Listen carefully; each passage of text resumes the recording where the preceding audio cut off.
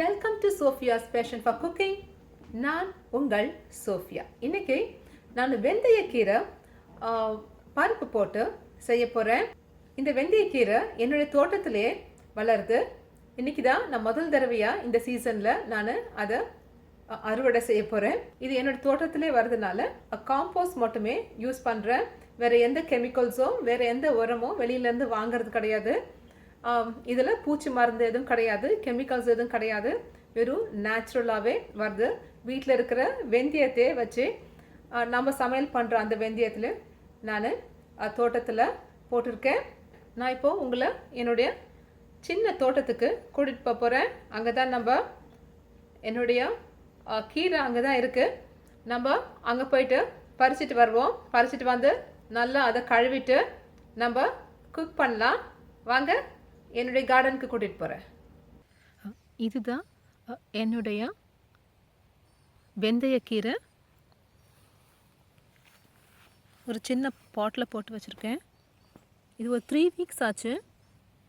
இப்போ ரெடி ஆகிடுச்சு என்னுடைய வெந்தயக்கீரை. இதை தான் நான் இன்றைக்கி செய்ய போகிறேன்.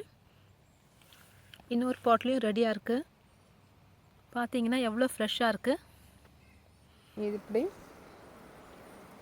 எடுத்துட்டு இது வந்துடும். இதை நம்ம இந்த வேரை கட் பண்ணி எடுத்துட்டு நம்ம வாஷ் பண்ணி எடுக்கலாம். சும்மா ரின்ஸ் பண்ணாலே போதும். பொடி பொடியாக நறுக்கிக்கலாம்.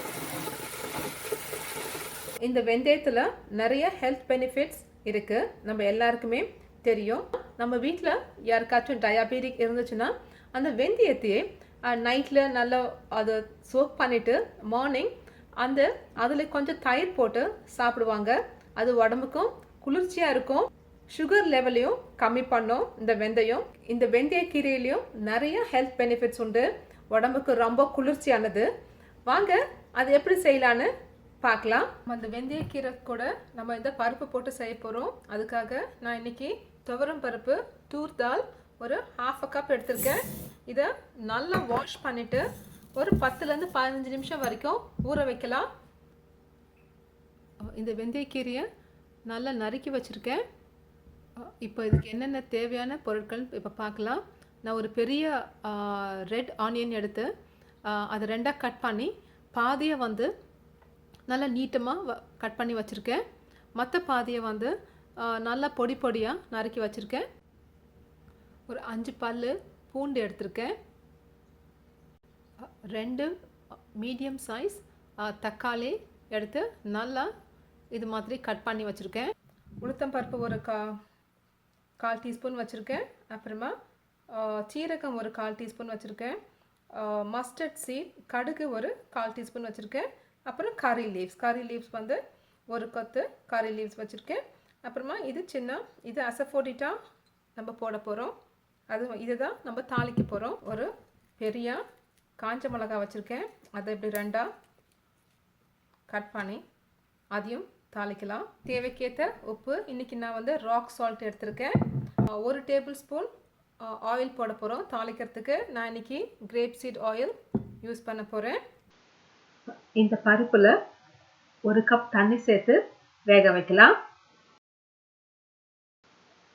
இதில் ஒரு 1/2 டீஸ்பூன் மஞ்சள்தூள் சேர்க்குறேன். அதிலே கொஞ்சம் உப்பும் சேர்த்துருக்கேன்.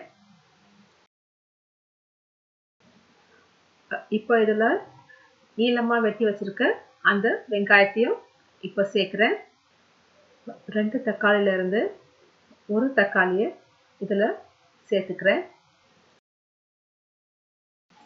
பூண்டையும் போட்டுக்கலாம். பருப்பு சீக்கிரம் வேகிறதுக்காக 1 டீஸ்பூன் வெஜிடபிள் ஆயில் போடுறேன். இது நல்லா பாயில் ஆகும்போது ஒரு கவர் போட்டு மூடிடலாம். ஹீட்டையும் லோவில் வச்சிடலாம். ஒரு 10 நிமிஷம் ஆகும். வெயிட் பண்ணலாம். இப்போது பருப்பு பாதி வெந்துடுச்சு.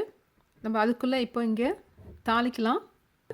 1 tablespoon grape seed oil போட்டுக்கிறேன். எண்ணெய் நல்லா சூடாகிடுச்சு. நம்ம தாளிக்கிறதுக்கு எடுத்து வச்சுருக்கேன் எல்லாத்தையும் போட்டுக்கலாம். ஃபஸ்ட்டு கடுகு போடுறேன். அது நல்லா வெடிக்கட்டும். அதுக்கு அப்புறமா சீரகம் போட்டுக்கலாம், உளுந்து, கருவேப்பிலை, காஞ்ச மிளகாய், அப்புறமா பெருங்காயம் எல்லாத்தையும் போட்டிருக்கேன். இப்போ அதில் நம்ம நல்ல சின்ன சின்ன சாப் பண்ணி வச்சுருக்கேன் அந்த வெங்காயத்தையும் போட்டுக்கலாம். இப்போ ஆனியன் நல்லா வதங்கிடுச்சு. இப்போது நம்ம இந்த டொமேட்டோவை போட்டுக்கலாம். அதையும் நல்லா வதக்கிக்கலாம். ஸோ கொஞ்சமாக உப்பு போட்டுக்கிறேன். இப்போ நம்ம நல்லா கட் பண்ணி வச்சுருக்கேன் இந்த வெந்தயக்கீரையை கொஞ்சம் கொஞ்சமாக போட்டுக்கலாம்.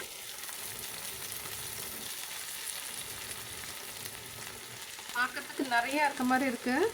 அது கொஞ்சம் நேரம் வதங்கின உடனே சேர்த்திங்கன்னா அது கொஞ்சமாக தான் இருக்கும். அதனால் நீங்கள் உப்பு போடும் போது கொஞ்சமாக போட்டுக்கோங்க. இப்போ நான் ஹீட்டை வந்து மீடியத்தில் தான் வச்சுருக்கேன். இது நல்லா குக் ஆகணும். வெந்தயக்கீரை வேகிறதுக்கு ஒரு 5லேருந்து 10 நிமிஷம் ஆகும். நான் இதை மூட போகிறதில்ல. ஏன்னா நம்ம கீரை செய்யும் போது மூடினாக்கா அது கலர் வந்து ஃப்ரெஷ்ஷாக இருக்காது, நல்ல இது மாதிரி பச்சையாக இருக்காது. அது கொஞ்சம் கலர் மாறின மாதிரி இருக்கும். அதனால் நான் கீரை பண்ணும் போதெல்லாம் நான் மூட மாட்டேன். இப்படியே ஹீட்டு லோவாக வச்சே குக் பண்ணிடுவேன். கீரை நல்லா குக் ஆகிடுச்சு. இப்போது இந்த பருப்பும் நல்லா குக் ஆகிடுச்சு. இந்த பருப்பை எடுத்து இதில் போட்டுக்கலாம். இப்போ இதை நல்லா மிக்ஸ் பண்ணிக்கலாம். இது ஒரு 5 நிமிஷம் ஆகட்டும். மீடியத்தில் தான் வச்சுருக்கேன். இதை நல்லா மிக்ஸ் பண்ணி விட்டுக்கோங்க. இது மாதிரி ஒரு மத்தை எடுத்து நல்லா அந்த ஹீட் மேலேயே இருக்கட்டும், பரவாயில்ல, அது மேலேயே நல்லா மசிச்சு விட்டுக்கோங்க. வெந்தயக்கீரை இப்போ நல்லா ரெடி ஆயிடுச்சு. இதுக்கு மேலே நான் கொஞ்சம் கீ போட போகிறேன். 1 டேபிள் ஸ்பூன் கீ போட்டுக்கலாம். டேஸ்ட் நல்லா இருக்கும்.